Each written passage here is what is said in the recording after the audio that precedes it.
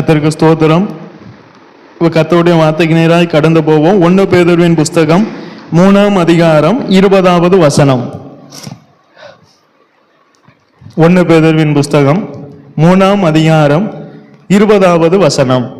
1 பேதுரு 3ஆம் அதிகாரம் 20ஆம் வசனம். அந்த ஆவிகள் பூர்வத்திலே நோவா பேழையை ஆயத்தம் பண்ணும் நாட்களிலே தேவன் நீடிய பொறுமையோடு காத்திருந்த போது கீழ்ப்படியாமல் போனவைகள் அந்த பேழையிலே சிலராகிய 8 பேர் மாத்திரம் பிரவேசித்து ஜலத்தினாலே காக்கப்பட்டார்கள். நல்ல கவனிங்க. கர்த்தர் நம்மை காப்பதற்காக மீட்பை உண்டு பண்ணினார், பேழையை உண்டு பண்ணினார். ஆனால் நம்மை நாமே காத்து கொள்ளுவது நம்முடைய கரத்தில் தான் இருக்கு. கர்த்தர் நம்மை காப்பதற்காக மீட்பை உண்டு பண்ணிட்டார். ஆனால் நியாய தீர்ப்பிலிருந்து நம்மை காத்து கொள்வது யார் கையில தான் இருக்கு? நம்ம கையில தான் இருக்கு. இப்ப நோவாவினுடைய குடும்பமும் ஜலத்தினாலே காக்கப்பட்டார்கள். இன்னைக்கு பிரசங்கத்தினுடைய தலைப்பு, உன்னையும் உன் குடும்பத்தையும் என்ன செய்? காத்துக்கொள். இதுதான் தலைப்பு. உன்னையும் உன் குடும்பத்தையும் காத்துக்கொள். அவரவரையும் அவரவர் தான் காக்கணும். அவரவர் குடும்பத்தை அவரவர் குடும்ப தலைவர் தான் காக்கணும். அதனால நல்ல கவனிங்க. அப்ப நோவாவின் காலத்துல இயேசு நீடிய பொறுமையோடு இருந்தாராம். இந்த நீடிய பொறுமையோடு இருந்த காலத்தை அநேகர் என்ன செய்தார்கள் என்றால், இந்த நீடிய பொறுமையோடு இருந்த காலத்தை போஜனப்படுத்தாமல் போனார்கள். ஒரு குடும்பம் கர்த்தர் கொடுத்த காலத்தை போஜனப்படுத்த வேண்டும். இன்றைக்கு நீ மரித்தால் உன் ஆத்துமா எங்கே போகும் என்று அறிவாயோ? அதே போலதான் கர்த்தர் நமக்கு ஒரு காலத்தை கொடுத்தா அந்த காலத்தை என்ன செய்யணும்? ஒரு குடும்பம் போஜனப்படுத்த வேண்டும். காலம் செல்லாது, காலம் சமீபமாயிற்று. ஆதலால் கர்த்தர் கொடுத்த காலத்தை பிரயோஜனப்படுத்தி கொள்ளுங்கள். நாட்கள் பொல்லாதவைகள் ஆனதால் காலத்தை பிரயோஜனப்படுத்தி கொள்ளுங்கள். நோவா காலத்துல அவன் வாழ்ந்த காலத்தில் உள்ள நாட்கள் எல்லாம் பொல்லாதவைகளாய் இருந்தது. ஜனங்கள் சீர்கெட்டவர்களாய் இருந்தார்கள். ஜனங்கள் அக்கிரமம் செய்கிறவர்களாய் இருந்தார்கள். அந்த காலத்துல நோவா முதலாவது தன்னை தானே காத்து கொண்டான். முதலாவது குடும்பம் காக்கப்பட வேண்டுமானால் அந்த குடும்பத்தில் உள்ளவர்கள் அத்தனை பேரும் தன்னை தானே காத்து கொள்ள வேண்டும். ஒரு குடும்பம்னா என்னன்னா, ஒரு குடும்பத்துல இப்போ 6 பேர் இருந்தா அது என்னது? ஒரு குடும்பம். ஒரு வீட்டுல எத்தனை பேர் இருக்கிறார்களோ 2 பேருக்கு மேல 2 பேர் வந்துட்டாலே அது என்னதான்? குடும்பம் தான். அதனால 2 பேருக்கு மேல ஒரு வீட்டுல இருந்தாலே அது என்னதான்? குடும்பம் தான். அப்ப இந்த குடும்பத்துல 8 பேர் இருந்தாங்க. இந்த 8 பேருமே தன்னைத்தானே காத்து கொண்டார்கள். நோவா தன்னையும் காத்தான், தன் குடும்பத்தையும் காத்து கொண்டான். அப்ப ஒருவன் தன்னைத்தானே காக்கணும்னா என்ன செய்யணும்? தேவனோடு கூட சஞ்சரிக்க வேண்டும். இப்ப அநேகருக்கு தேவன் வேணும், ஆனா தேவனோடு கூட சஞ்சரிக்கக்கூடிய அனுபவங்கள் தேவைப்பட மாட்டுக்கு. அநேகருக்கு தேவன் தான் தேவைப்படுதார். எதற்கு? ஆசீர்வதிப்பதற்கு, கைவிடும் போது தூக்கி எடுப்பதற்கு, இல்லாத சூழ்நிலை வரும்போது அதை நிறைவாக்குவதற்கு. இதற்காக தான் நமக்கு தேவன் தேவைப்படுகிறாரே அல்லாமல் அந்த குடும்பத்துக்கு தேவனோடு கூட சஞ்சரிக்க வேண்டும் என்கிற அந்த எண்ணங்கள் இல்லை. ஆனா நோவாவுக்கு தன்னை தானே காட்பதற்கு தேவன் அவனுக்கு தேவைப்படல. நான் தேவனோடு கூட சஞ்சரிக்கணும், அதுதான் அவனுக்கு தேவைப்பட்டுச்சு. ஒரு குடும்பத்துக்கு தேவன் அல்ல தேவை, தேவனோடு கூட சஞ்சரிக்க கூடிய வாழ்க்கை தான் தேவை. எது வேணும்? எது வேணும்? தேவனோடு கூட சஞ்சரிக்கக்கூடிய வாழ்க்கை தான் வேணும். நோவா காலத்தை நீங்க பார்த்திருப்பீங்க, எப்படிப்பட்ட காலம். அந்த காலத்துல நோவா எப்படி இருந்தாராம்? தேவனோடு கூட சஞ்சரித்தார். அப்போ ஒரு குடும்பத்துல அதிகமான ஜீவியம் என்ன ஜீவியம் இருக்கணும்? தேவனோடு கூட. நான் வசனத்தை கேட்கிறவர்கள் மாத்திரம் அல்ல, செய்கிறவர்கள் அதை கேட்டு செய்யுங்க. செஞ்சா ஆசீர்வாதம். அதனாலதான் நோவாவின் குடும்பத்துக்கு என்ன வந்தது? என்ன வந்தது? ஐயா நீதிமான் தான், உத்தமன் தான், தேவனோடு கூட சஞ்சரிக்கிறவன் தான். ஆனா அந்த குடும்பத்துக்கு என்ன வந்தது? அந்த குடும்பத்துக்கு என்ன வந்தது? எபிரேயர் 11ஆம் அதிகாரத்தில் இருக்க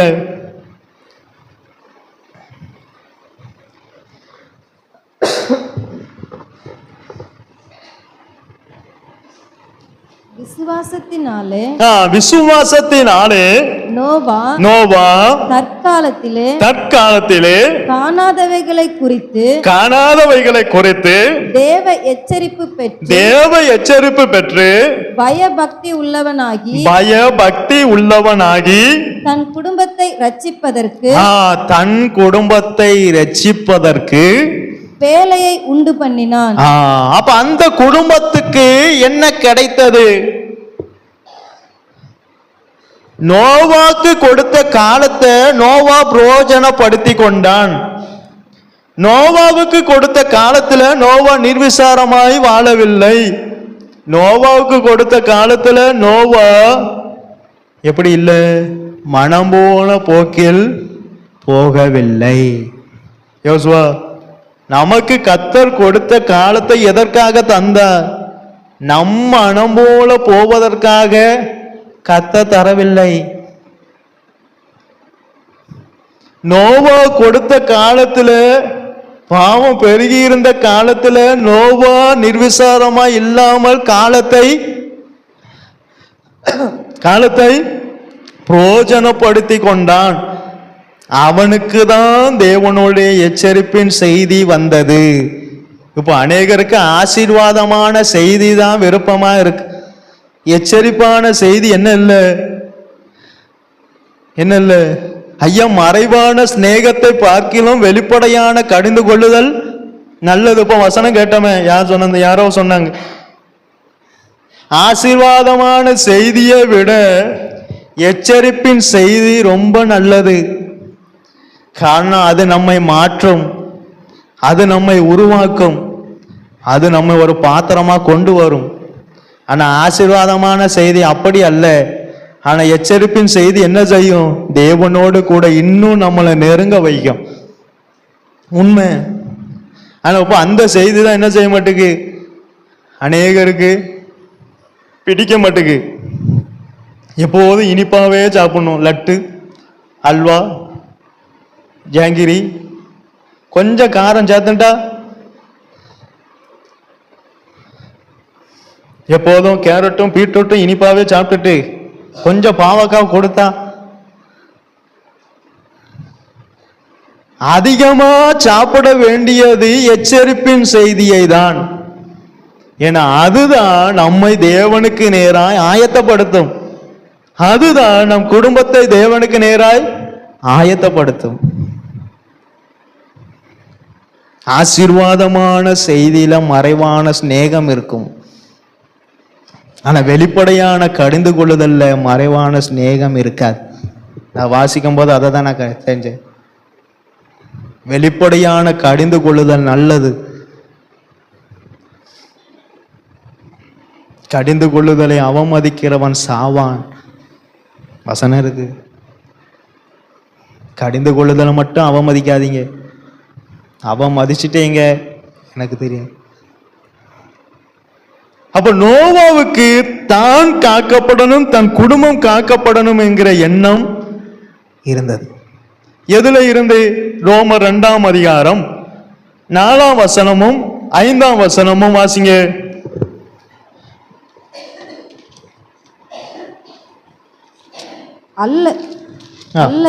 அல்லது தேவ தயவு நீ குணப்படும்படி உன்னை ஏவுகிறதென்று அறியாமல். கடிந்து கொள்ளுதல் உபதேசம் எப்போ வருமானால், எதற்காக வருமானால், நாம் குணப்படும்படிக்கு அந்த தேவ எச்சரிப்பு வந்து நம்ம ஏவும். தேவனுடைய வார்த்தை நம் இருதயத்துல பேசும். ஆனா அதை அறியாமல் இருந்தால் என்ன ஆகும்? அறியாமல் அவருடைய தயவு, பொறுமை, நீடிய சாந்தம் இவைகளின் ஐஸ்வரியத்தை அசட்டை பண்ணுகிறாயோ? நோவாவுக்கு கொடுத்த எச்சரிப்பை நோவா பயன்படுத்தினான். அந்த எச்சரிப்புக்குள்ள இருந்தது என்ன தெரியுமா? தேவனுடைய தயவு, தேவனுடைய நீடிய சாந்தம், தேவனுடைய நீடிய பொறுமை. ஆனா நாம இந்த காலத்தை தான் இதெல்லாம் அசட்டை பண்ணுதோம், நிர்விசாரமா இருக்கும். ஏன்? தேவனுடைய நீடிய தயவையும் நாம இந்த தயவு, பொறுமை, இந்த சாந்தத்தை பயன்படுத்தி தான் நாம நிர்விசாரமா இருக்கோம். தேவன் யார்? அன்புள்ளவர். தேவன் யார்? இரக்கம் உள்ளவர். தேவன் யார்? மனதுருக்கம் உள்ளவர். இப்படி சொல்லி சொல்லி சொல்லிதான் நாம எப்படி மாறிதோம்? எப்படி மாறிதோம்? நிர்விசாரமா ஆயிருந்தோம். நோவாவுக்கு 2 வேலை. நோவா கர்த்தர் கொடுத்த வேலையையும் செய்யணும், ஒரு பக்கம் தன் குடும்பத்தையும் காக்கணும், இன்னொரு பக்கம் தன்னையும். அது ரொம்ப கஷ்டம். நம்ம ஒண்ணுக்கே படாத பாடு பட்டுட்டு இருக்கோம். இதுல கர்த்தர் சொன்ன வேலையை எங்க போய் செய்ய? ஒவ்வொரு குடும்ப தலைவருக்கும் கர்த்தர் கொடுத்த வேலையை செய்து முடிச்சாதான் தானும் வேலைக்குள்ள போக முடியும், குடும்பமும். அவருக்கு கொடுத்த வேலையை செய்து முடிக்காமல் வேலை ஆயத்தமாகாது, குடும்பம் காக்கப்படாது. நீங்க வீட்டுல போய் வேணா வாஸ்து பார்த்துக்கிடுங்க. நோவாவோ தேவன் தனக்கு கட்டளை இட்டபடியெல்லாம் செய்தான், செய்து அதன் பிறகுதான் நோவாவே எங்க போங்க, பேழைக்குள்ள பிரவேசிங்க. அப்ப கர்த்தர் தனக்கு கொடுத்த வேலை என்ன வேலையோ அதை செய்யணும், செய்து முடிக்கணும். முடிச்சாதான் எங்க போக முடியும்? பேழைக்குள்ள. அப்ப நோவா தற்காலத்திலே காணாதவைகளை குறித்து, இப்ப நம்மளும் இயேசு வருக தெரியுமா? தெரியாது, காணல. ஆனா தேவ எச்சரிப்பு வருது, ஆயத்தமாங்க ஆயத்தமாங்க. நாம என்ன செய்தோம்? அவர் என்னைக்கு வருவார்? வரும்போது போய்க்கலாம். அவர் வரும்போது எங்க போகலாம்? போக வேண்டியதான். அவர் வரும்போது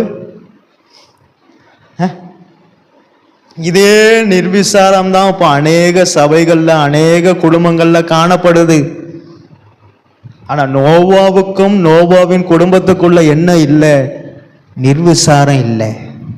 ஐயா, நோவா தேவனோடு சஞ்சரிக்கிறவன் தான். அப்ப நோவா என்ன நினைக்கலாம்? நான் தேவனோடு சஞ்சரிக்கிறவன் தானே, தேவன் வந்தானே என்ன செஞ்சிடலாம், வேலைக்குள்ள போயிடலாம்னு நினைச்சிருக்கலாமே. ஆனா எச்சரிப்பு யாருக்குதான்? நிர்விசாரமா இருக்கிறவன்னா கர்த்தரை விட்டுட்டார். ஏன்? ஆனா இந்த தேவனோடு சஞ்சரிக்காமலா இவனை விட மாட்டார். ஏன்னா அவன் யாரோடு சஞ்சரிக்கான்? அவன் மேலதான் கர்த்தருக்கு பாரம். நமக்கும் நம்ம குடும்பத்து மேலேயும் கர்த்தருக்கு பாரம் வரணும்னா நாம தேவனோடு கூட சஞ்சரிக்கணும். தேவனோடு கூட சஞ்சரிக்காம நம்ம குடும்பத்து மேல தேவனுக்கு என்ன வராது? பாரம் வராது. ஏற்றுக்கொள்ளுகிறவங்க ஏற்றுக்கொள்ளு. அப்போ நோவாவுக்கு தானும் காக்கப்படணும், தான் குடும்பமும் காக்கப்படணுங்கிற எண்ணம் இருந்தது. ஆனா இந்த தயவு, நீடிய பொறுமை, நீடிய சாந்தம் இவைகளின் ஐஸ்வர்யத்தை எல்லாம் அசட்டை பண்ணினதுனால கர்த்தர் என்ன செஞ்சார்? 5ஆம் வசனத்தை வாசிங்க. உன் மன கடினத்திற்கும் அவனுடைய மன கடினத்திற்கும் குணப்படாத இருதயத்திற்கும் ஏற்றபடி குணப்படாத இருதயத்துக்கும் ஏற்றபடி தேவனுடைய நீதியுள்ள தீர்ப்பு. நமக்கு தீர்ப்பு வர்றது நமக்கு ஏற்றபடி தான் வரும். தேவனா இல்ல என்ன செய்ய மாட்டார், நம்ம செஞ்சதுக்கு தான் தீர்ப்பு வரும். நம்ம இருதயத்தை கண்ணை பத்துட்டு, கர்த்தாவே எனக்கு ஏன் இந்த தீர்ப்பை தந்தீர்? நீங்க கோர்ட்ல போய் கேட்டா 1000 குற்றவாளி தண்டிக்கப்படலாம், ஒரு நிர்வாகவாதி சொல்லுவாங்க. கேட்டிருக்கீங்களா? அதெல்லாம் எங்க பஸ்ட் கேட்க, எங்களுக்கு இருக்க கேட்க நேரம் இல்லை, வசனத்தையே கேட்க நீ ஒரு நாள் வந்திருக்கோம், நீங்க வேற பிரசங்கம் பண்ணிட்டு முடிப்பீங்களா, நீங்க போட்டு அதை கட்டியலாம் இதை கட்டி 1000 குற்றவாளி தண்டிக்கப்படலாம், ஒரு நிர்வாகவாதி. கேட்டிருக்கீங்களா? என்ன பாஸ்டர் நீங்க, நான் என்ன படிச்சுட்டு இருக்கேன், நீங்க வந்து என்கிட்ட லா கேட்டா எனக்கு என்ன தெரியும்? ஆனா இங்க இயேசு தீர்ப்பை கொடுக்கார். எப்படி கொடுக்கார்? அதான் சொல்லுவார், அவனவன் கிரியைகளுக்கு. நம்ம மன கடினத்துக்கும் நம்ம குணப்படாத இருதயத்துக்கு தந்தாற் போலதான் தீர்ப்பு. அது என்ன தீர்ப்பு? கோபாக்கினையின் நாளில், அந்த கோபாக்கினையின் நாளில் நாமும் நம் குடும்பமும் காக்கப்பட வேண்டும் என்பதற்காக தான் கர்த்தர் இந்த வார்த்தையை கொடுக்கார். இதுதான் எச்சரிப்பின் செய்தி. இதுதான் என்ன செய்தி? ஆனா இதை நம்ம எப்படி எடுப்போம் தெரியுமா? எச்சரிப்பாவே எடுக்க மாட்டோம். ஏதோ பண்ணாரு, போய் கேளுங்க வீட்டில் போய், மாஸ்டர் என்ன பண்ணாரு? அவர் ஏதோ ஒரு 11:30 ஆரம்பிச்சார், பார்த்துக்கிடுங்க. நோவாவை பற்றி பேசினார் பார்த்துங்க, ஒரே வார்த்தையில் சொல்லி முடிச்சிடுவோம். நாங்கள் 1 மணி நேரம் இருந்து அங்கே வாங்கி வாங்கி கொடுத்துட்டு இருப்பேன். அங்கே வீட்டில் போய் அவன் ஒரே வார்த்தையில் பிரசங்கத்தையே முடிச்சிடுவான். நீங்கள் பார்த்துருக்கீங்களா? உண்மைங்க. என்ன பேசினேன்? நானே ஒரு சிலன்ட்ட கேட்டிருக்கேன், தம்பி நான் என்ன பேசினேன்? நோவாவை பற்றி பேசினேன், இங்கே பார்த்துக்கங்க. அவன் ஒரு வார்த்தையில் முடிச்சிட்டான். 4 பக்கம் 5 பக்கம் எழுதியிருக்கேன், அவன் எத்தனை பக்கத்தில் முடிச்சிட்டான்? ஒரே பக்கத்தில் ஒரே வரியில ஒரே லைன்ல முடிச்சிட்டான். அப்ப அவன் எவ்வளவு பெரிய பிரசங்கியா பார்த்தீங்களா?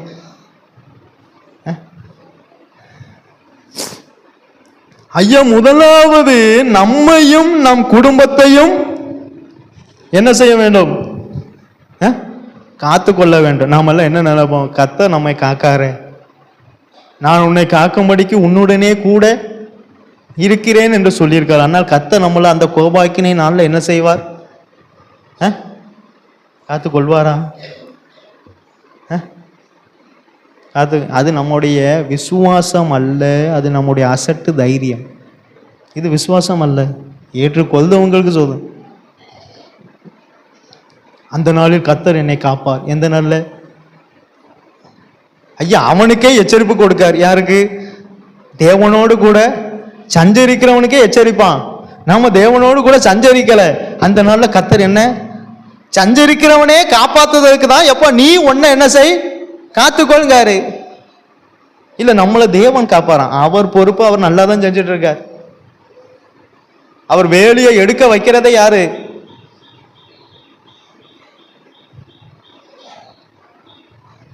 அப்போ யோபுவையும் யோபுக்கு உண்டான எல்லாவற்றையும் சுற்றி இயேசு வேலி அடைத்தார், வேலியை எடுத்துட்டார்.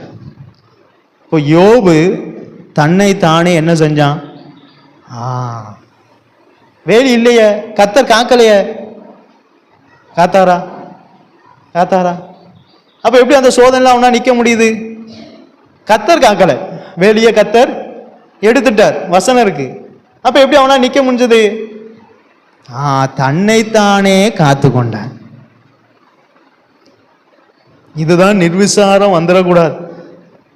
கோபாக்கினே நல்ல கர்த்தர் என்ன காப்பார்? காப்பார். நீ அவரோட தயவையும் நீடிய பொறுமையும் சாந்தத்தையும் காலத்தையும் பிரயோஜனப்படுத்தினா கர்த்தர் உன்னை காப்பார், அதுல சந்தேகம் இல்லை. ஆனா நீடிய பொறுமை, நீடிய சாந்தம், தயவெல்லாம் அசட்டை பண்ணிட்டு கர்த்தர் என்னை பார்ப்பார். என்னத்தை பார்ப்பார்? என் வேதனையை அறிவார்.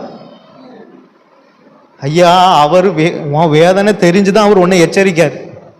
உண்மை, நம்மளை பரலோகத்துக்கு கொண்டு போகணும் தான் அவர் நம்மளை எச்சரிக்கார்.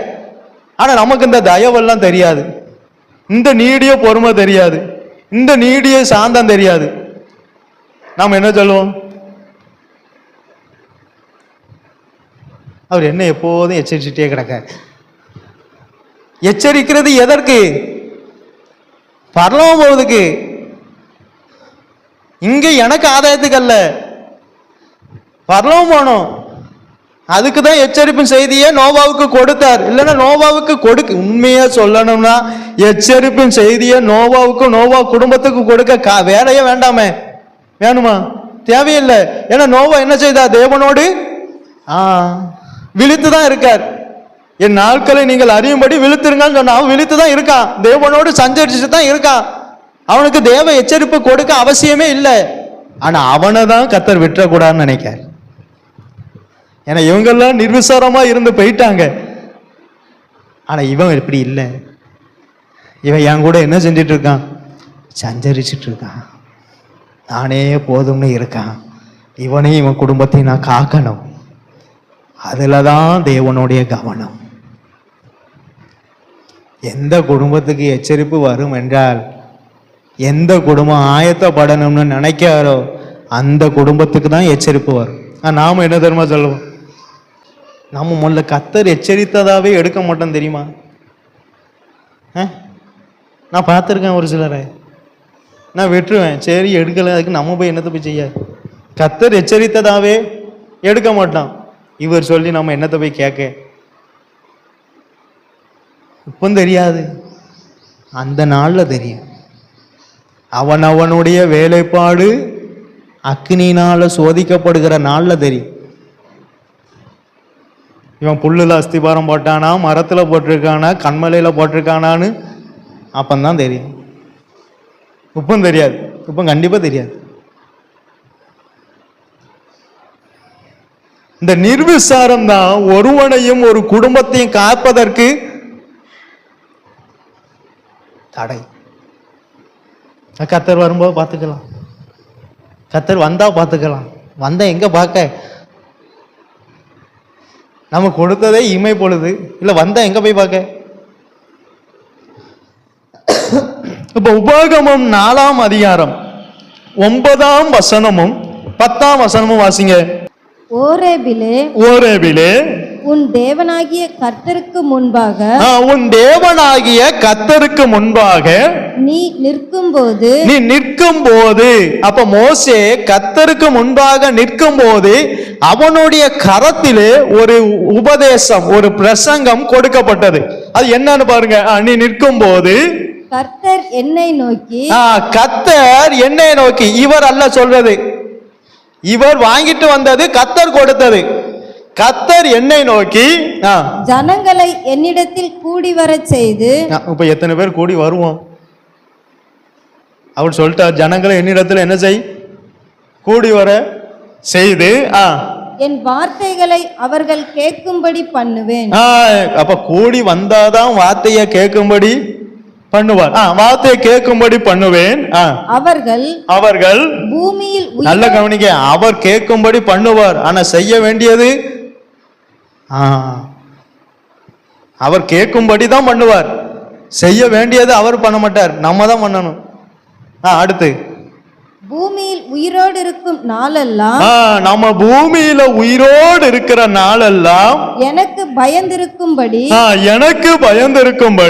அவைகளை கற்றுக்கொண்டு தங்கள் பிள்ளைகளுக்கும் போதிக்க கடவர்கள். தங்கள் பிள்ளைகளுக்கும். அப்ப நம்மளும் கற்றுக்கொள்ள பாட வேண்டிய இருக்கு, நம்ம பிள்ளைகளுக்கும் போதிக்க வேண்டிய போதனைகள் இருக்கு. பிள்ளைகளுக்கும் போதிக்க கடவாய். அடுத்து என்று சொல்லிய நாளில் உன் கண்கள் கண்ட காரியங்களை நீ மறவாதபடிக்கும் உன் ஜீவனுள்ள நாளெல்லாம். இப்ப நமக்கு ஜீவன் இருக்கா இல்லையா? உங்களை விடுங்க, என்னைய சொல்லுங்க, எனக்கு ஜீவன் இருக்கா இல்லையா? நீங்க என்ன இப்படி சொல்லிட்டிய? எனக்கு ஜீவன் இருக்கா இல்லையா? உன் ஜீவனுள்ள நாளெல்லாம் அவைகள் உன் இருதயத்தை விட்டு நீங்காதபடிக்கும். நல்ல பாருங்க, நம்ம இருதயத்தை விட்டு எல்லாமே நீங்காது. எது நீங்கிரும்?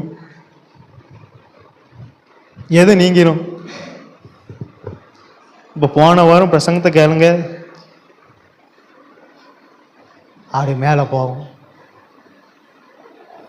அப்படி ஒரு சுற்றி இங்கே ஞாயிற்றுக்கிழமை இன்னைக்கு சனிக்கிழமைக்கு போய், வெள்ளிக்கிழமைக்கு போய், வியாழக்கிழமைக்கு போய், புதன்கிழமைக்கு போய், செவ்வாய்க்கு போய், திங்களுக்கு போய், ஞாயிற்றுக்கிழமை வந்து அப்பந்தான் யோசித்து என்ன செய்வோம்? அதுவும் என்ன சொல்லுவோம்? நான் அவ்வளோ நேரம் பேசியிருப்பேன், இந்த ராஜாக்களை பற்றி பேசினீங்க பாஸ்டர், ஒரே வார்த்தையில் முடிச்சிருவோம். யாரை பற்றி பாஸ்டர் பேசியிருக்கார்? ராஜாக்களை பற்றி தான் 1 மணி நேரம் ராஜாக்கள்னு பாஸ்டர் என்ன செஞ்சிருக்கார்? பேசியிருக்கார். ஆனா வசனம் என்ன சொல்லுதுன்னா, நீ உன்னை காத்து கொள்ள வேண்டுமானால் இந்த வசனம் உன் இருதயத்தை விட்டு நீங்க கூடாது. அதுதான் போட்டிருக்கு. அதை வாசிங்க திரும்ப. அவைகள் உன் இருதயத்தை விட்டு நீங்காதபடிக்கும், அவைகள் உன் இருதயத்தை விட்டு நீங்காதபடிக்கும் நீ எச்சரிக்கையாய் இருந்து. அப்ப எதுக்கு எச்சரிக்கையா இருக்கணுமா? ஐயா, வசனம் நம்ம இருதயத்தை விட்டு நீங்காதபடிக்கு ரொம்ப எச்சரிக்கையா இருக்கணுமா? வழி அருகே விதைக்கப்பட்ட விதைய ஆகாயத்து பறவைகள் வந்து பச்சித்து போடுது.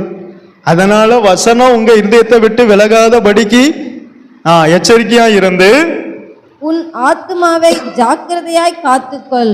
உன் ஆத்துமா, அப்ப அவரவர் தான் காக்கணும். யோசுவா, நான் என்ன பிரசங்கம் பண்ணாலும் ஒன்ன நீதான் காத்துக்கொள்ளணும். நான் உபதேசம் தான் பண்ண முடியும். நான் என்ன செய்ய முடியும்? உனக்கு அவன் தான் காத்துக்கொள்ளணும். எதனால? வசனத்தினால. அப்ப தேவன் நம்மை காப்பதற்காக கொடுக்கப்பட்டது அல்ல வசனம், நம்மை நாமே காத்துக்கொள்வதற்காக கொடுக்கப்பட்டதுதான் வசனம். குடும்ப தலைவர் நல்ல கவனிங்க, எல்லாரும் அவரவருக்கு அவரவரை காக்கக்கூடிய பொறுப்பு இருக்கு. 2வது குடும்பத்தை காக்கக்கூடிய பொறுப்பு அந்த குடும்பத்தில் உள்ள தலைவருக்கு இருக்கு. அப்ப நம்ம கையில எத்தனை பொறுப்பு இருக்கு? 2 பொறுப்பு இருக்கு. எல்லாரு கையிலையும் வந்துடும் அது. நீங்க எப்படி பார்த்தா, 1 நம்மை நாமே காக்கணும், 2 நம்ம கையில தந்த குடும்பத்தை நாம. குடும்பத்தை நடத்த தெரியாதவன் சபையை எப்படி? அப்ப குடும்பத்து மேல எவ்வளவு பாரம் இருக்கு கர்த்தருக்கு, இருக்கா இல்லையா? குடும்பத்து மேல இயேசுக்கு ரொம்ப பாரம் உண்டு.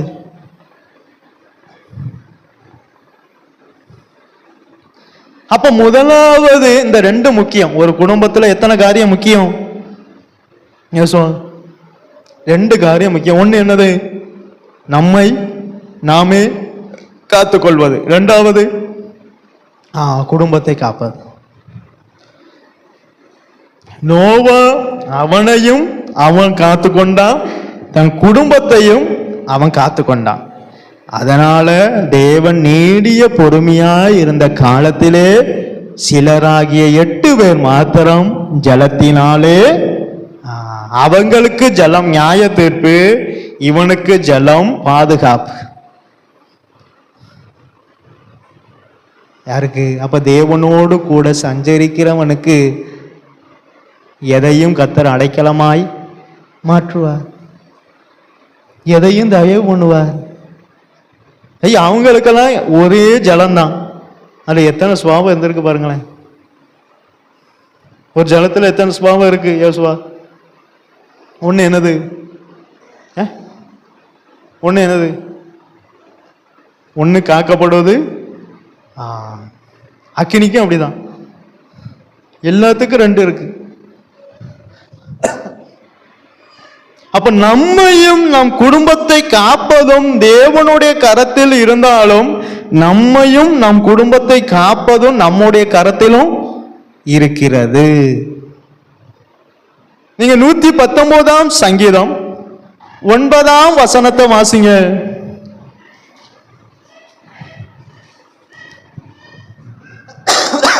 வாலிபன் தன் வலியை எதினால் சுத்தம் பண்ணுவான்? உமது வசனத்தின்படி தன்னை காத்து கொள்ளுகிறதுனால் தானே. அப்ப வசனம் கொடுக்கப்பட்டது எதற்காக? தன்னை காத்து கொள்வதற்காக. இதற்காக தான் நம்முடைய கைகளிலே இந்த வசனத்தை கர்த்தர் தந்தார். அடுத்து வாசிங்க. தாவீது என்ன சொல்றார் பாருங்க. சங்கீதம் 119 சங்கீதம் 44 வசனத்தை வாசிங்க. நான் எப்பொழுதும் என்றைக்கும் ஆ, உமது வேதத்தை காத்து கொள்ளுவேன். ஆ. தாவீது என்ன சொல்றார்? கர்த்தாவே, நான் எப்பொழுதும் என்றைக்கும் உம்முடைய வேதத்தை நீ இதை காத்து கொண்டால் இது உன்னை என்ன செய்யும்? காக்கும். நீ இதை போஷித்தால் உட்கொண்டால் இது உனக்கு என்ன செய்யும்? உன்னை போஷிக்கும். நாம இதை போஷித்தாதான் இது நம்மளை போஷிக்கும். நாம இதை சாப்பிடாம காலையில எந்திரிச்சு வசனத்தை சாப்பிடாம கர்த்தாவே என்னை போஷியும். எங்க கத்தரை பார்த்து கத்தர் மேலேருந்து பார்ப்பாரு. எப்ப நீ போஷிச்சையா எதை? காலையில எழுந்துச்சு வாசிக்க மாட்டோம். ஆனா காலையில என்ன செய்வோம்? கத்தர் அந்த தினம் முழுவதும் அந்த மாதம் முழுவதும் என்னை போஷிக்கணும். போஷிப்பார், நல்ல போஷிப்பார். ஆனாலும் இறக்கத்துல போஷிக்க தான் செய்தார். இதை தான் நாம அசட்டை பண்ணதோம். அதை தான் நான் சொல்லவார்.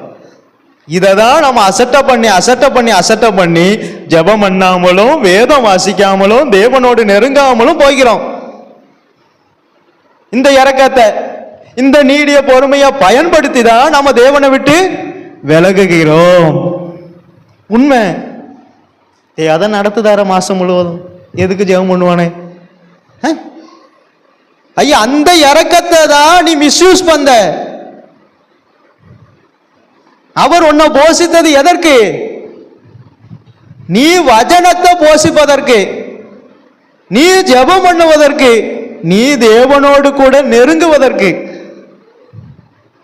இந்த இரக்கத்தையும் இந்த பொறுமையை நீ மிஸ்யூஸ் பண்ணி தேவனை விட்டு விலகி ஜெபம் பண்ணாமலோ வேதம் வாசிக்காமலோ இந்த உலகத்துல ஜீவிக்கலாம். ஆனா தேவனால காக்கப்பட முடியாது. கோபாக்கினால காக்கப்பட முடியாது. இங்க ஜீவிச்சிடலாம், இங்க சுகமா தங்க பண்ணுவார், அல்ல எந்த ஒரு சந்தேகமும் இல்லை. ஆனா கோபாக்கினால காக்கப்பட முடியாது.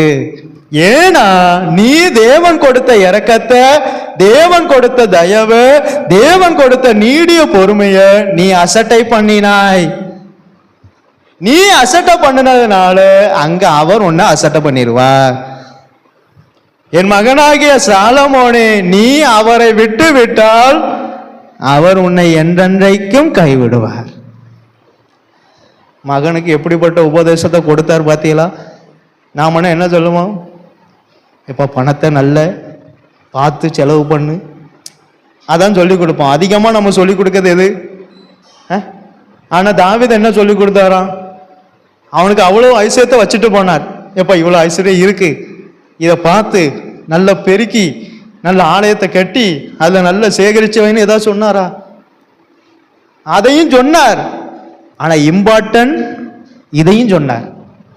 நீ அவரை விட்டு விட்டால் அவர் உன்னை இதான் தகப்பன் பிள்ளைக்கு கொடுத்த உபதேசம். நாம என்ன உபதேசம் கொடுப்போம்?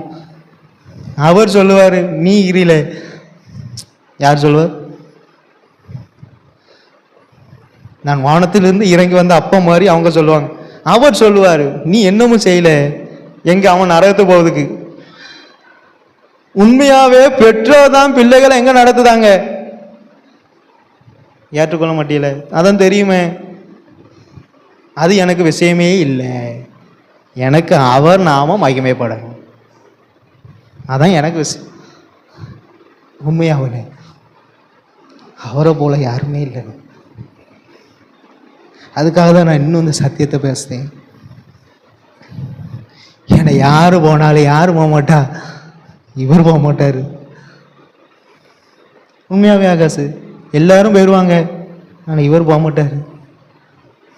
அவரை தான் நான் உங்களுக்கு வெளிப்படுத்திட்டு இருக்கேன். இவர் போக மாட்டாரு. ஏன்னா இவர் கொடுத்தது எது? ரத்தம். அவங்க கொடுத்தது ஒன்றும் கொடுக்கல. அவங்க தரக்கூடியதை இவர் தந்துடுவார். ஆனா இவங்க தந்ததை அவங்களால தர முடியாது.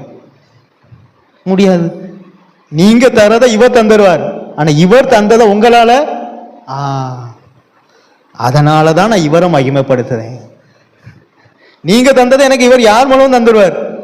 ஆனா இவர் தந்ததை இங்க இருக்கிற ஒருவராலையும் தர முடியாது, கண்டிப்பா தர முடியாது. இப்ப நீங்க சொல்லுங்க, நான் ரத்தத்தை கொடுப்போம்னு பாஸ்டருக்காக. நீங்க வேற, நான் என் பிள்ளைக்காகவே கொடுக்க மாட்டேன். நீங்க யாருன்னே தெரியாது, உங்களுக்காக ரத்தத்தை கொடுத்து நான் என்ன செய்ய? பாத்தீங்களா? அப்ப வசனம் தந்தது எதற்காக? நம்மை காத்து கொள்வதற்காக. அந்த இரக்கம், அந்த ஐஸ்வர்யத்தை அசட்டை பண்ணாதிருங்கள். அதை அசட்டை பண்ணி தான் ஜெபம் பண்ண மாட்டோம். அதை அசட்டை பண்ணி தான் பைபிள் வாசிக்க மாட்டோம். நாளைக்கு பார்த்துக்கலாம், நாளைக்கு கேட்டால் நாளை கழிச்சு பார்த்துக்கலாம், நாளை கழிச்சு கேட்டால் ரொம்ப டயர்டாக இருக்குது அடுத்த நாள் பார்த்துக்கலாம், அடுத்த நாள் கேட்டால் இன்னைக்கு நேரம் இல்லை, ஒரே ஞாயிற்றுக்கிழமை பார்த்துக்கலாம். ஞாயிற்றுக்கிழமை எந்திரிச்சு கர்த்தாவே உம்முடைய வேதத்தை திறந்து நான் வாசித்து வந்தேன், என்னை நீர் ஆசீர்வதி. என்னைக்கு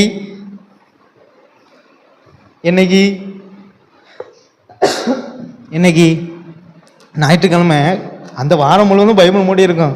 ஞாயிற்றுக்கிழமை பைபிளை திறந்து நல்லா வாசித்துட்டு, கர்த்தாவே இன்று ஞாயிற்றுக்கிழமை என்னை வானத்தின் பலகணிகளை திறந்து இடம் கொள்ளாமல் போக மட்டும் என்னை ஆசீர்வதியும். அதுவும் நம்ம என்ன சொல்லுவோம், என்னை நீர். ஆனால் ஒன்றும் செஞ்சிருக்க மாட்டோம். அவர் அங்கேருந்து பார்ப்பார், எப்போ நீ பைபிள் வாசிக்கலை, ஜெபம் பண்ணலை, ஆனால் உனக்கு என்ன வேணும்? இதுதான் அசட்டை பண்ணுவது. அதனால உங்களுக்கு ப்ராக்டிக்கலாக சொல்லித்தார். இதுதான் அசட்டை பண்ணுவது. அவர் கொடுக்கிற இரக்கத்தை, அவர் கொடுக்கிற கிருபையை, அவர் கொடுக்கிற தாளந்தை நாம அசட்டை பண்ணிக்கிட்டே இருக்கோம். ஆனா எல்லாத்துக்கும் கிருபை கொடுத்திருக்கார், ஆனா அந்த கிருபையை நாம அசட்டை பண்ணுதோம். இப்படி இருந்தா நாம என்னைக்கு காக்கப்படுவது, நம்ம குடும்பத்தை என்னைக்கு காப்பது? இப்படி பேசினா 1 மணி கொண்டு போயிடுவேன், நேரம் வேற போகுது, இன்னும் 2 பக்கம் இருக்கு. சொல்லுங்க.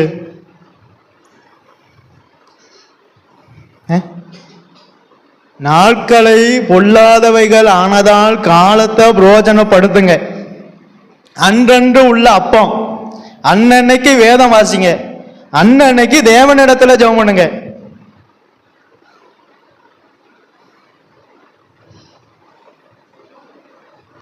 அதை தான் நம்ம மிஸ்யூஸ் பண்றோம்.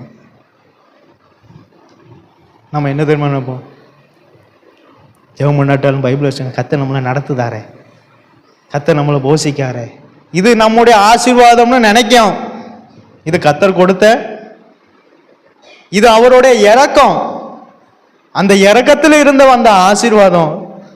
இந்த இரக்கத்தை அசட்டை பண்ணி ஜெபம் பண்ணாமலும் வேதம் வாசிக்காமலும் இருந்தா கோபாக்கினே நாள்ல நாம தப்பிக்கொள்ள முடியாது. பதரையோ அக்னியிலே போடப்படும். அப்ப எங்க உள்ள வசனம் இருக்கும்யா? உள்ள வசனம் இருந்தாதானே கோதுமையா இருக்க முடியும். உள்ள வசனம் இல்லாம பதரா இருந்தா அது அக்னிக்கு தானே போகும். அசட்டை பண்ணாதீங்க. ஊழியக்காரர் அல்ல காப்பது, வசனம் தான் காக்கும். எது காக்கும்? எது காக்கும்? எது காக்கும் யேசு? இந்த வசனம்தான் உன்னை காக்கும். இது உன் இருதயத்தை விட்டு நீங்காத படிக்கு எச்சரிக்கையாயிரு. இதை தான் கர்த்தர் சொல்லார். நம்மளை நாமளே காக்காம கர்த்தர் என்னை காத்து கொண்டு இருக்கிறார். இப்ப காப்பார். இப்ப என்ன செய்வார்? காத்து கொண்டா வருவார். அங்க நிக்கணுமே. முதலாவது தேவனுடைய சபையிலே நியாயத்தீர்ப்பு துவங்கும் காலம். சுவிசேஷத்துக்கு கீழ்ப்படியாதவர்களுடைய நிலைமை என்னவாகும்? சுவிசேஷத்துக்கு கீழ்ப்படியாதவர்களுடைய நிலைமை என்னவாகும்? ஒரு சின்ன கீழ்ப்படிதல் நம்மளை பரலோகத்துக்கே கொண்டு போகுது. ஜெகன் பாஸ் தான் சொன்னார், நான் அன்னையிலேருந்து அந்த பாடத்தை நான் கற்றுக்கிட்டேன். ஒருத்தட்ட டக்குன்னு மன்னிப்பு கட்டுருங்க பார். ஏன்னா அந்த சின்ன மன்னிப்பு எங்கே கொண்டு போதான்? யாரா கேட்டிருக்கீங்களா? ஜெகன் பாஸ் மெசேஜை சொல்லியிருக்கார். சின்ன மன்னிப்பு அவனை பரலோகத்துக்கு கொண்டு போதான். ஆனா அதை கேட்க நமக்கு என்ன வரும்? நானும் அப்படி இல்லை. நான் ஏதாவது ஒன்று சொன்னா உடனே மன்னிப்பு கட்டுருவேன். அதுக்கு மேல தேவன் பார்ப்பார். உண்மையா எங்க வீட்டிலேயே காருங்க, என் மனைவினாலுமே நான் மன்னிப்பு கட்டுருவேன். ஏன்னா எனக்கு எங்க போகணும்? அங்க போகணும். இங்க இருந்து என்ன செய்ய? இங்க இருந்து அக்கினிக்கு போவதை விட அங்க போய் பரலோகத்துல போய் என்ன செய்யலாம்? சும்மாவது உட்கார்ந்துருக்கலாம். இங்க இருந்து எரிஞ்சு போறதை விட அங்க போய் நான் அதுல இருந்தா கத்துக்கிட்டேன். அவர் சொல்லியிருக்காரு, நீங்க வேணா யூடியூப்ல அடிச்சு பார்த்தா டைப் அடிச்சா வருமானு தெரியல, ஆனா இப்படி பார்த்துருக்குமோ வந்தது. நல்ல பிரசங்க அதெல்லாம். இதாங்க நம்மளை உருவாக்கும், இதுதான் நம்மளை மாற்றும், இதுதான் நம்மளை ஆயத்தப்படுத்தும். வேற எதுவும் நம்மளை மாற்றாது, எதுவும் நம்மளை ஆயத்தப்படுத்தாது. நான் இப்படி தான் நிற்போம்னா அப்படின்னு நின்று அப்படியே போக வேண்டியதான். எங்க அக்கினி நம்மள நின்று எங்கே போகணும்? நம்மளை அதுக்காக அழைக்கலையே, அதுக்காக ரத்தம் சிந்தலையே, அதுக்காக ஜீவனை கொடுக்கலையே. அப்போ முதலாவது நம்மை நாம் இப்ப ஏசாயா 27 அதிகாரம் 2ஆம் வசனமும் 3ஆம் வசனமும் வாசிங்க. அக்காலத்திலே நல்ல திராட்சரசத்தை தரும் திராட்சை தோட்டம் உண்டாயிருக்கும், அதை குறித்து பாடுங்கள். கர்த்தராகிய நான் அதை காப்பாற்றி, கர்த்தராகிய நான் அதை காப்பாற்றி அடிக்கடி அதற்கு தண்ணீர் பாய்ச்சி, அடிக்கடி அதற்கு தண்ணீர் பாய்ச்சி ஒருவரும் அதை சேதப்படுத்தாதபடிக்கு, ஒருவரும் அதை சேதப்படுத்தாதபடிக்கு அதை இரவும் பகலும் காத்துக் கொள்வேன். அப்போ நீங்க நல்ல கவனிங்க, ஏலியினுடைய பிள்ளைகளை கர்த்தர் காத்தாரா இல்லையா?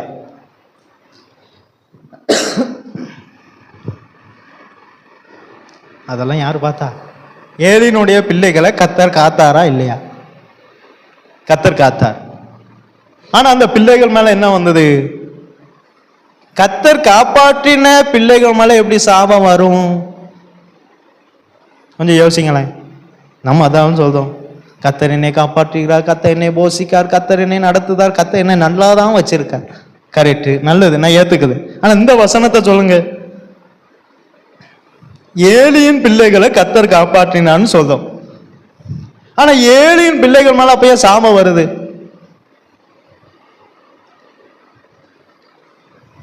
வந்துதா? நான் வசனம் தான் சொல்றேன், இருக்கா இல்லையா? எனக்கு ஒன்றும் சொல்ல முடியும். நான் இதுலயே தெரிஞ்சுக்கிறேன், நீங்க எல்லாருமே ஆசீர்வாதமான செய்தியை தான் தினமும் எதிர்பார்க்கி. இருக்கா இல்லையா? வசனம் இருக்கா இல்லையா? சாபம் வர காரணம் யாரு? கர்த்தர் காப்பாற்றுதார், அப்ப ஏன் சாபம் வருது? இரவும் பகலும் காத்துக்கொள்தார், அப்ப ஏன் சாபம் வருது? ஏலி குடும்பத்தை காக்கல, ஏலியின் பிள்ளைகள் தன்னை காக்கல. அப்ப சாபம் வராம என்ன வரும்? அதான் நான் சொல்றேன், நாம ரெண்டுங்க. ஒன்று செஞ்சிட்டோம்னா 2 பேர் தான் நம்ம கண்ணுக்கு வருவாங்க. ஒன்று கர்த்தர், இல்லைன்னா சாத்தான். சாத்தான் என்ன செய்ய மாட்டேங்கான்? ஒன்று கர்த்தர், இல்லைன்னா யாரு யாரு யாரு யேசுவா? சாத்தான். நாமுங்கிற வருமா? இயேசு என்ன சொன்னார் பிசாசுக்கு? பிசாசே நீ அவனுக்குள்ள போனான்னு சொன்னார். நீங்கள் பிசாசுக்கு இடம் கொடாமல். நம்ம அவனுக்கு பாய போட்டு தலைவணி எல்லாம் பெட்ஷீட் எல்லாம் கொடுத்துட்டு பிசாசு என்ன செய்தான்? நம்ம சொல்றது ஒண்ணு கர்த்தர். நல்லா இருந்தோம்னா கர்த்தரும்போம், நல்லா இல்லைன்னா சாத்தாம்போம். இதை தவிர நமக்கு நம்மனே என்ன செஞ்ச மறந்துட்டோம். நாமளே என்ன செஞ்சாச்சு? மறந்தாச்சு. ஒண்ணு கர்த்தர் தான், இல்லைன்னா சாத்தான் தான். ஏன்னா நாம ரெடி. எங்க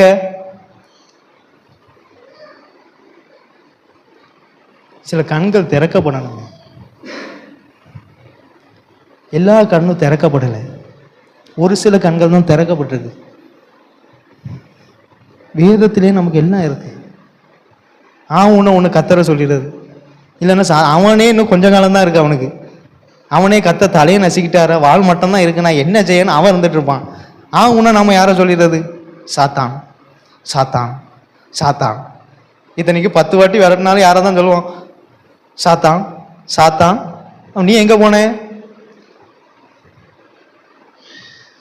எனக்குனாலும் அதான், நான் எங்க போனேன்? இப்போ எனக்கு 10 வாட்டி சாத்தான் வெட்டுதோம், நான் எங்க போனேன்? எப்படி அங்கே உட்காந்துட்டு அதான் ஏசுவியா? இவருக்கு வந்தால் தான் தெரியுமே. இப்போ எனக்கு வந்திருக்குன்னு வைங்க, 10 வாட்டி போகுது, திரும்பவும் வருது. அப்போ நான் எங்கே போனேன்? நான் யாரை சொல்லுவேன்?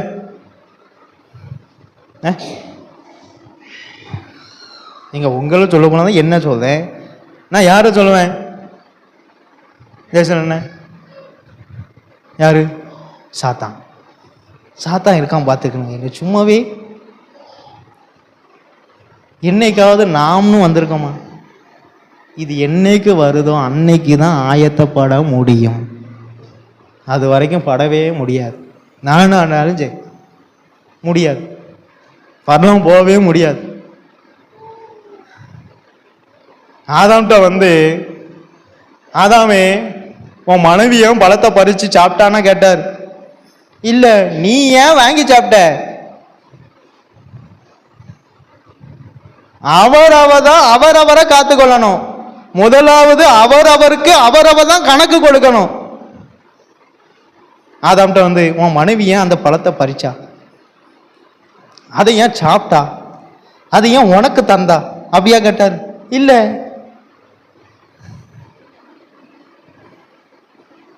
நாமளும் மனைவி எங்க சாப்பிடக்கூடாதுன்னு போயிடக்கூடாது.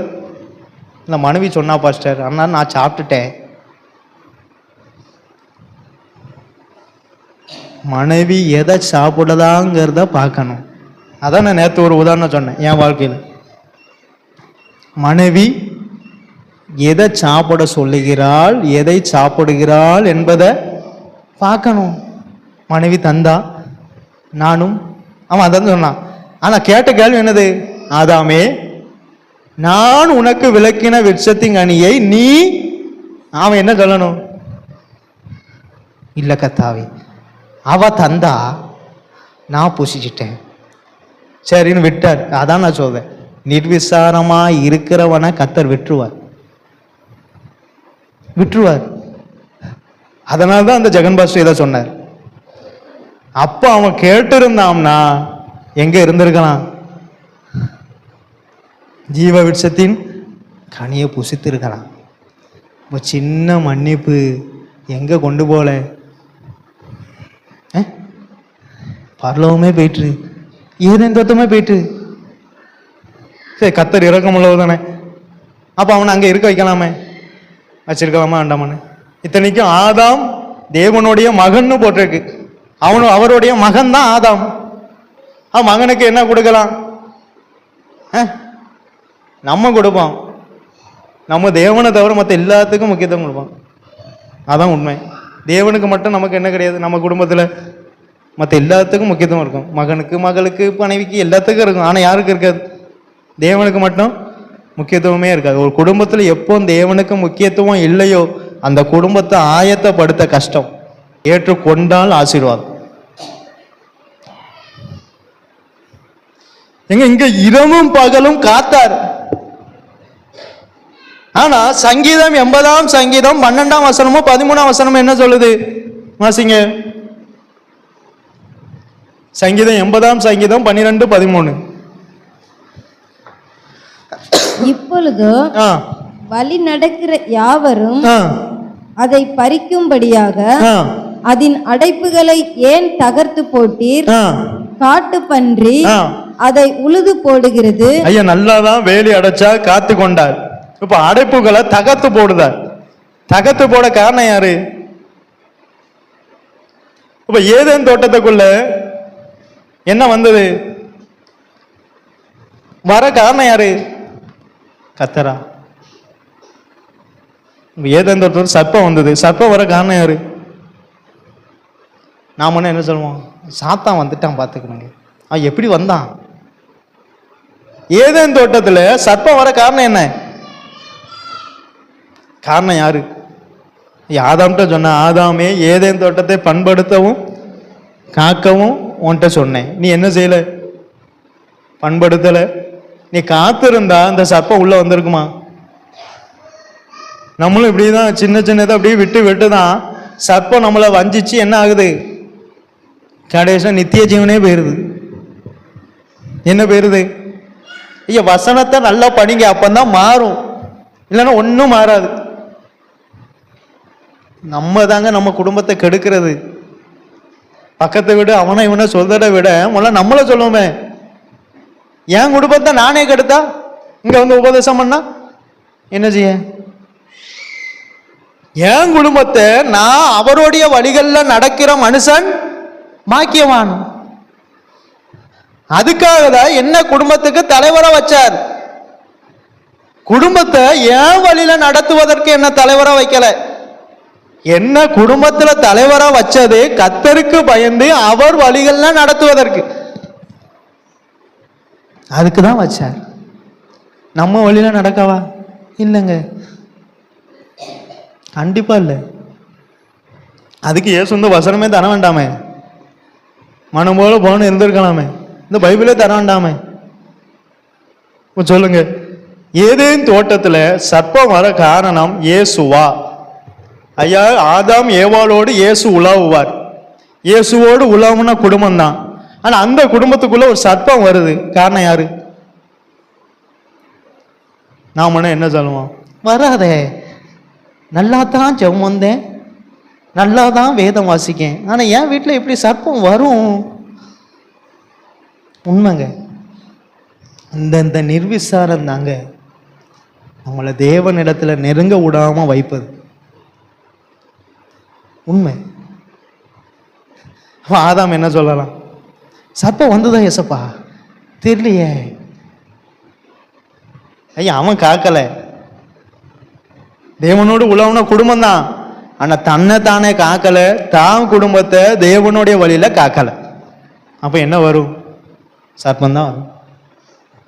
காட்டு பண்ணி வந்துதான், காட்டு பண்ணி உள்ள வருது, அது மேய்ந்து போடுது. இருக்கிற எல்லாத்தையும், இருக்கிற கிருபையை பயன்படுத்தணும்னு பாஸ்டர் இங்க என்ன செய்வார்? மாங்கு மாங்குன்னு கத்துவார். அங்க அவங்க இருக்கிற கிருபையையும் மேஞ்சு போட வச்சிருவாங்க. பாவம் பாஸ்டர் யாரு? இப்ப இயேசு என்ன செஞ்சிருக்கலாம்? இப்ப நான் இயேசு நிலைமையில நின்று நீங்க யோசிங்களேன், அவர் இறக்க எவ்வளவு பெரியவர். அவர் என்ன செஞ்சிருக்கான்? என் மகன். பைபிள் என்ன போட்டிருக்கு? ஆதாம் தேவனுடைய மகன், என் மகன். சரி, ஒரு வாட்டி போனா போது போன்னு சொன்னாரா? அப்படி சொல்லியிருந்தான்னா நம்ம அதை பிடிச்சிக்கிட்டே இன்னும் தொங்கிடுவோம். உண்மை. அந்த இயேசு சொன்ன ஒரு வார்த்தையை பிடிச்சிட்டு நம்ம என்ன தெரியுமா பண்ணுவோம்? கர்த்தாவே, ஆதாமுக்கு மட்டும் ஒரு வாய்ப்பை கொடுத்தீரே, எனக்கும் தாரும். யாருக்கு? அதனால்தான் இயேசு கொடுக்கல. ஏன் இயேசுவால கொடுக்க முடியாதா? முடியும். ஆதாமுக்கு கொடுக்கலையே. ஏன்னா ஆதாம் என்ன செய்யலை? இரக்கத்தை அசட்டை பண்ணினான், தயவை அசட்டை பண்ணினான், நீடிய பொறுமையை அசட்டை பண்ணினான்.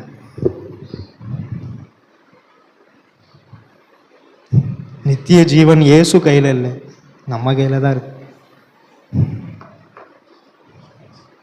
நித்திய ஜீவன் யார் கையில் இருக்கு? நம்ம கையில் தான். கடைசியா வாசிங்க, 1 யோவான் 1ஆம் அதிகாரம் 8ஆம் வசனத்தை வாசிங்க. கடைசி நோனா அப்பதான் எல்லாத்துக்கும் கொஞ்சம் உயிர் வரும். அப்பா எப்படியோ முடிக்க போறாரு, சீக்கிரம் போய் சாப்பிட போறோம். வாசிங்க. நமக்கு பாவம் இல்லை என்போமானால், இதுதான் ஏதேன் தோட்டத்தில் நடந்தது. ஆதாமினுடைய இயேசுவினுடைய மகனா இருந்தாலும் உணர்வில்லாத ஹிருதயம் இருளடைந்தது. நமக்கு பாவம் இல்லை என்போமானால் நம்மை நாமே வஞ்சிக்கிறவர்களாய் இருப்போம். சத்தியம் அவனுக்குள் இராது. அவனால மட்டும்தான் எனக்குள்ள பாவம் இல்லைன்னு சொல்ல முடியும். சத்தியம் உள்ளவனால கண்டிப்பா சொல்ல முடியாது.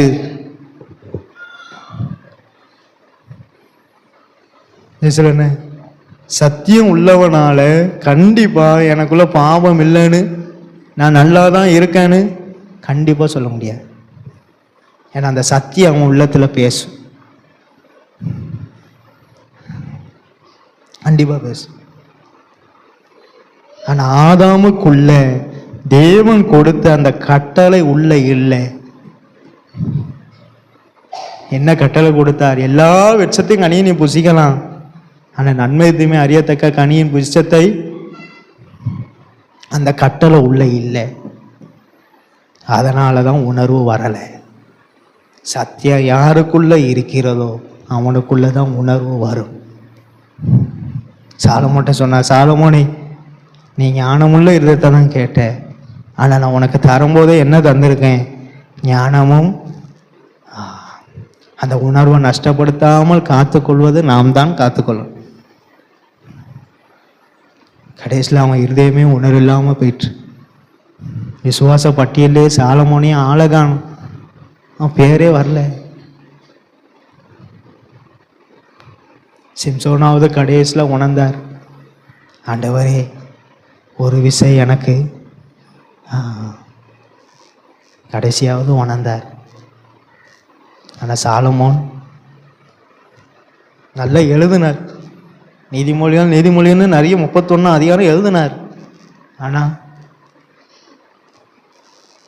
நான் என்னதான் பிரசங்கம் பண்ணாலும் உணர்வு இல்லாமல் பிரசங்கம் பண்ணி பிரயோஜனம் இல்லை. உணர்வோடு பிரசங்கம் பண்ணணும். என்ன நான் பரலோகம் போகணும், என்ன நான் தான் காத்துக்கொள்ளணும், உங்களை நீங்கள் தான் காத்துக்கொள்ளணும்.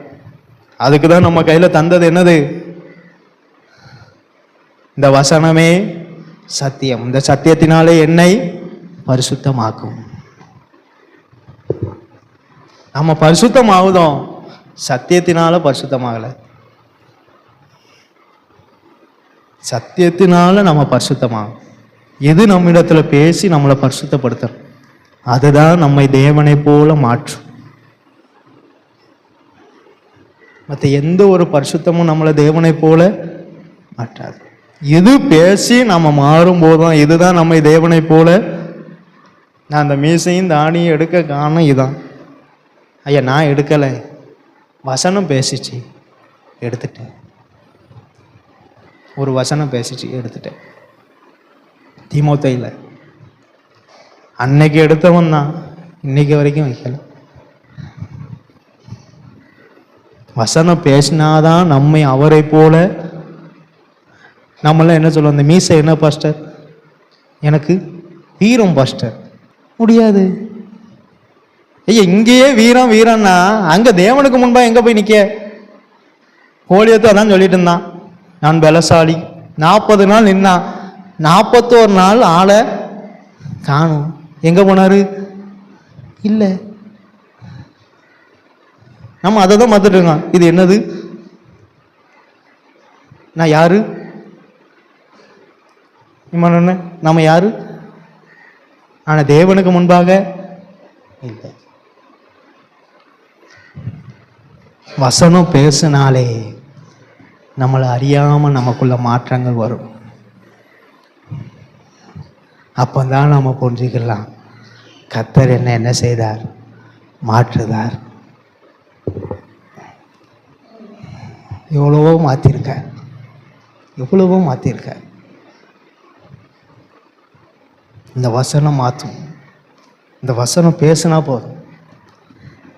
பேசிட்டுனா அது மேலே அவனுக்கு வெறுப்பு வந்துடும். பேசணும், ஆனா வசனம் பேசணும். என்ன பேசணும்? நான் ஐயா சொல்லி ஒரு நாள் எடுத்துட்டு கண்ணாடியை பார்த்தேன், ஒப்பேராது, திரும்ப வச்சேன். அதுக்கப்புறம் ஐயாவே சொல்லிட்டாங்க, வசனம் பேசணும் என்ன செய்யும், மாறிடும். நாங்கள் அதே மாதிரி வசனம் பேசிச்சு ரைட். அன்னையிலேருந்து வைக்கணுங்கிற சில இந்த தாடியெல்லாம் க்ரிம் பண்ணி இங்கே இழுத்து யார் 50 வயசு தாத்தாவும் இப்படி ஒரு ஸ்டைலு, இங்கே ஒரு ஸ்டைலு, ஒன்று வடக்க, ஒன்று தெற்க, ஒன்று கிழக்க, ஒன்று மேற்க.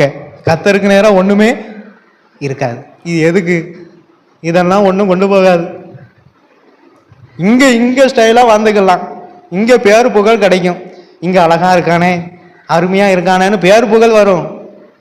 அங்க கத்தர் பார்ப்பார். சூலமித்தி என்ன சொன்னார்? கருப்பா இருந்தாலும் தேவனுக்கு முன்பாக அழகா இருக்கணும். மனுஷனுக்கு முன்பாக அழகா இருந்து என்ன செய்ய? என்ன தருவாங்க சொல்லுங்க? அப்போ அழகு போட்டிக்கு தான் போகணும். எங்க போகணும்? அங்கேயாவது ஏதாவது கிடைக்கும், ஏதாவது பரிசு தருவாங்க. இங்க அழகுபடுத்தி என்ன செய்யாது? ஒன்றும் கிடைக்காது. அழகும் சௌந்தரியமும் நமக்கு அதுதான் பெருசா தெரியுது. தாடியை இப்படி வச்சா பரவாயில்லையா? அது இங்க ஒரு கோடு, இப்படி ஒரு கோடு, இங்க இப்படி ஒன்று வரும், இங்க இப்படி ஒன்று வரும், இதுல இங்க இப்படி செங்குத்தா நிற்கும். ஆனா இது எங்க நிக்காது? ஐயா, அவர் அனுமதி இருக்க போய் தான் தலையில உள்ள ஒரு மயிரும் விழாம இருக்கு. இதுல இவர் அதை ஸ்டைல் பண்ணார், இப்படி நிக்க வச்சு. நான் அன்னைக்கு ஒருத்தன் பார்த்தேன் திருநெல்வேலில, இப்படி நிக்கி முடி. நான் என்ன சொல்ல? தாங்கள் செய்கிறது அப்படிதான் வருத்தப்படுவேன். நான் சொன்னேன், பஸ் ஸ்டாண்ட்லாம் ஒரு சிலரை பார்ப்பேன், மனசுக்குள்ளேயே அழுதுக்குவேன். தாங்கள் செய்கிறது அறியாமல்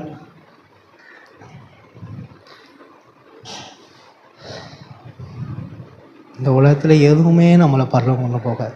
இந்த ஒன்னே ஒன்று, இதுக்கு கேரண்டி உண்டு. இந்த ஒன்று தான் நம்மளை எங்க கொண்டு போகும்? கட்சிப்பு இல்லை, பைபிள்.